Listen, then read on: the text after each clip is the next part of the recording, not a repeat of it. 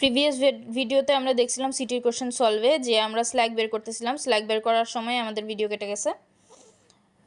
তো এই যে ম্যাথটা মানে কোশ্চেনের এই যে আমাদের স্ল্যাকের মধ্যে কি হয়েছিল, ডিতে 2 বের হয়েছিল, বাকি সব 0। এখন এখানের মধ্যে তিরিং বিরিং একজন করছে। এখন আমরা কি করব? এখানে আমাদের 2টা শর্ত আছে। শর্তগুলো হচ্ছে গিয়ে স্ল্যাকের ভ্যালু যদি 0-এর সমান হয় তাহলে সেটা ক্রিটিক্যাল অ্যাক্টিভিটি, আর যদি স্ল্যাকের ভ্যালু 0-এর থেকে বড় হয়,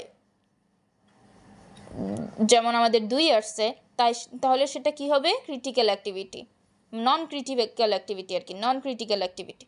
এখন ডি এর ভ্যালু যেহেতু নন ক্রিটিক্যাল অ্যাক্টিভিটি অর্থাৎ 2, তার মানে এটার মধ্যে পাথ কাউন্ট হবে না। এটার পাথ আমরা ক্রিটিক্যাল পাথ কাউন্ট করার সময় কাউন্ট করব না ভ্যালু, কারণ কি ও দোষ করছে, ও বেয়াদব, হচ্ছে 0 থেকে বড়। তো ওকে আমি বাদ দিয়ে কাউন্ট করব। ওকে যদি বাদ নাও দেওয়া লাগতো তাহলে A B D G H I J count করতাম, কিন্তু ওকে বাদ দিয়ে দিছি, তাহলে আমি এই পাথ কাউন্টই করব না। তাহলে আমি কি পাথ কাউন্ট করতে পারি? আমাদের 2টা পাথ হবে। এক হচ্ছে A B C E H I J, আরেকটা পাথ কি হবে? A B F G H I J, A B F G H I J. এখন আমাদের কাছে 2টা পাথ আছে।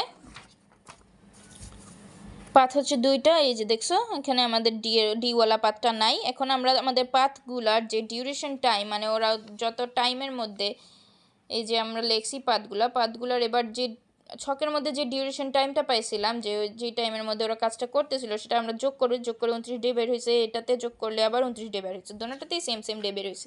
কোনটা যোগ করছি? এই যে ছকের মধ্যে কোশ্চেনের মধ্যে আমাদের ডিউরেশন টাইম দেওয়া ছিল।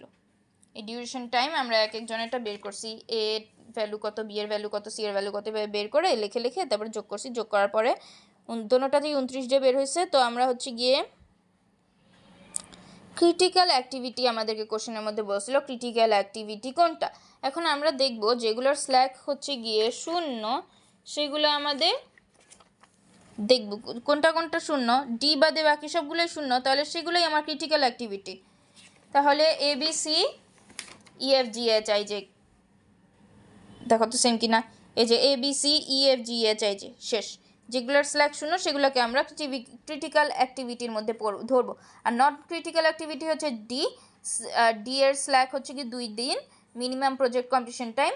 এই যে সবগুলোকে যোগ করার পরে 29 দিন আসছিল, আমাদের 29 দিন। তারপর বলছে factor for effective resource allocation. এই প্রজেক্টটা দেখার পরে রিসোর্স কীভাবে অ্যালোকেশন করবা এই প্রজেক্টের জন্য, এটার কোশ্চেন হচ্ছে এটার সলিউশন আমি মেবি পিডিএফের মধ্যে দিয়ে দিয়েছি, তোমরা পড়ে নিও।